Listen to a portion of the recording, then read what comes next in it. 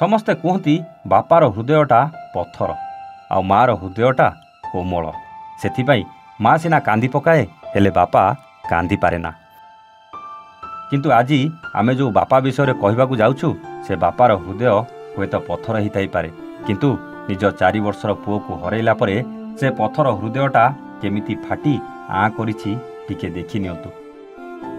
ସେଇ ହୃଦୟ ଭିତରୁ କେମିତି କ୍ରୋଧଗୁଡ଼ା ବାହାରି ଆସୁଛି ଥରେ ନଜର ପକାନ୍ତୁ। 4 ବର୍ଷର ଗୋଟେ ବୋଲି ପୁଅ ଯେତେବେଳେ ନିଜ ଆଖି ଆଗରେ ସମସ୍ତଙ୍କୁ ଛାଡ଼ି ଚାଲିଯିବ, ସେତେବେଳେ ଯେତେ ପଥର ହୃଦୟର ବାପା ହେଲେ ବି ତରଳିଯିବ ଆଜ୍ଞା। ଆଉ ଇଏ ହେଉଛି ସେଇ ପୁଅର ମା, ଯେଉଁ ମା ନିଜ ପୁଅକୁ ଆଉ ଏ ଦୁନିଆରେ ନାହିଁ ବୋଲି ଜାଣିବା ପରେ ଇଏ ହେଉଛି ସେଇ ବୁକୁ ଫଟା ଚିତ୍କାର। ଏପଟେ ବାପା ବି କାନ୍ଦୁଛି, ସେପଟେ ମା ବି କାନ୍ଦୁଛି, ଆଉ ପୁଅ ସବୁଦିନ ପାଇଁ ଚିର ନିଦ୍ରାରେ ଶୋଇପଡ଼ିଛି। ହଁ ଆଜ୍ଞା, ଇଏ ହେଉଛି ସେଇ ପୁଅ ଯିଏ ଅଜାର ଶୁଦ୍ଧିକ୍ରିୟାରେ ମାମୁଁ ଘରକୁ ବୁଲିବାକୁ ଯାଇଥିଲା। ଏଇ ନିରୀହ ପୁଅ ସହିତ ଯେ ଏମିତି ଘଟିବ କିଏ ବା ଜାଣିଥିଲା।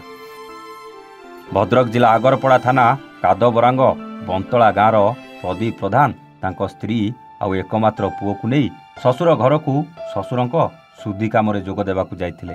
ସବୁ କାମ ସରିଯାଇଥିଲା, ରାତି ପାହିଲେ ନିଜ ଘରକୁ ଫେରିଥାନ୍ତେ। ହେଲେ ସନ୍ଧ୍ୟାବେଳେ ନିଜ ମାମୁଁ ଘରେ ପିଲାଙ୍କ ସହ ଖେଳୁଥିବା ବେଳେ କେଉଁଠି ଥିଲା ସେ ଗୋଖର ସାପଟି ଏଇ 4 ବର୍ଷର ନିରୀହ ସିନୁ କମରକୁ ଚୋଟ ମାରି ଦେଇଥିଲା। ସିନୁକୁ ତୁରନ୍ତ ଭଦ୍ରକ ହସ୍ପିଟାଲ ଅଣାଯାଇଥିଲା, ହେଲେ ସେତେବେଳକୁ ସିନୁ ଆଉ ଏ ଦୁନିଆରେ ନଥିଲା।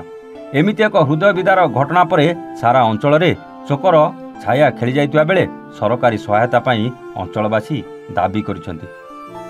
ଆଉ ଅନ୍ୟପଟେ ସାପଟିକୁ ଗାଁ ଲୋକେ ଜାଲ ପକାଇ ଜବତ କରିବା ପରେ ସ୍ନେକ୍ ହେଲ୍ପଲାଇନ୍କୁ ଡାକି ସାପଟିକୁ ହସ୍ତାନ୍ତର କରିଥିବା ସୂଚନା ମିଳିଛି।